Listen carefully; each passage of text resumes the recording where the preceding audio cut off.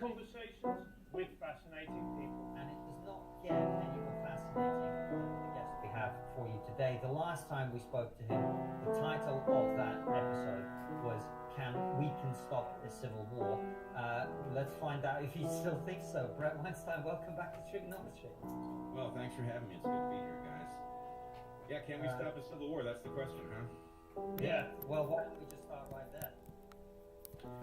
Yeah, I would say it's still possible, but, you know, the more times we kick the can down the road, the harder it gets, and that's really, at some level, the lesson of the last several decades. This is not a problem that can be ignored forever, and, you know, it's a bit like quitting smoking. The fact that it's difficult is not an argument against doing it right now, because it only gets more so.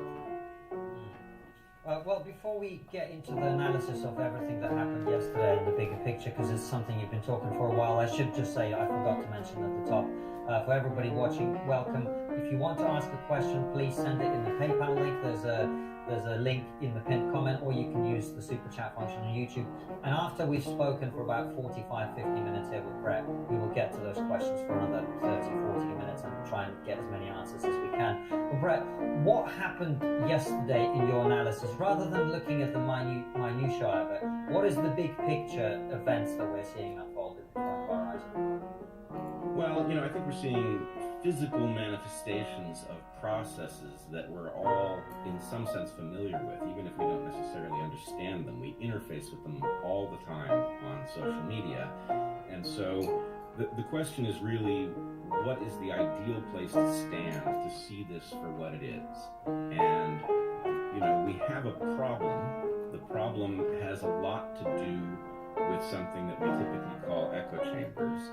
But I think we don't properly understand that echo chambers come about in a variety of different ways.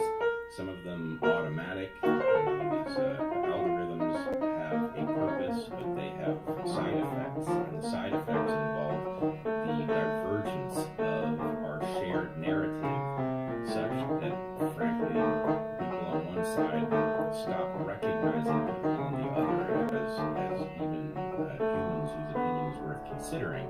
And when that happens, you know, you enter a kind of fission process that is not dissimilar to what you would see in baboons or chimpanzees, where one group just simply decides to part company with the other and strikes out on its own. And until we address the divergence of our narratives, I think we're going to keep seeing variations on that theme. And isn't part of the problem, Brett, that you've used the word narrative, is that both left and right, however you want to classify these two factions, have their own narratives, which a lot of the time really have no basis in reality.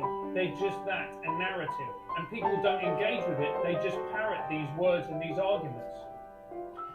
Well, that's one part of the problem, but, you know, you could do a fairly good taxonomy. I would say that, you know, what we would loosely call the left and the right narrative are both downstream of a style of thought in which, basically, in scientific terms, you might call it verificationism or confirmation bias. And so you have a wide range of facts in a complex system, and you have people trying to filter it for meaning.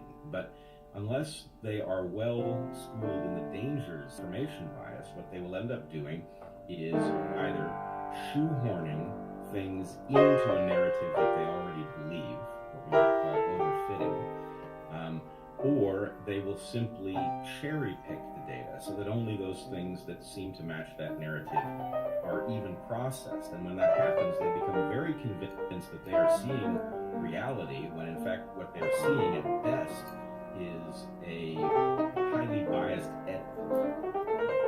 And part of the problem as well is that we have these narratives, and that's just been examined by social media.